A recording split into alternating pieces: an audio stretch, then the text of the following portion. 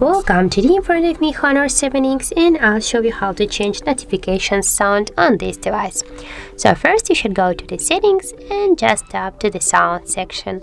As can you see, we got here the notification section, and here we can select now we just got the muted our ringtone sound, and if you want you can just select one from these available default ringtones, or also if you can just here select from your music from your device if you get something. For example, I'll go in with the lift one, and now just to set this ringtone, just tap here to the OK, and as can you see, our notification sound right now is the lift one. So that's it, that's how it looks. If you find this video helpful, leave like, comment and subscribe our channel.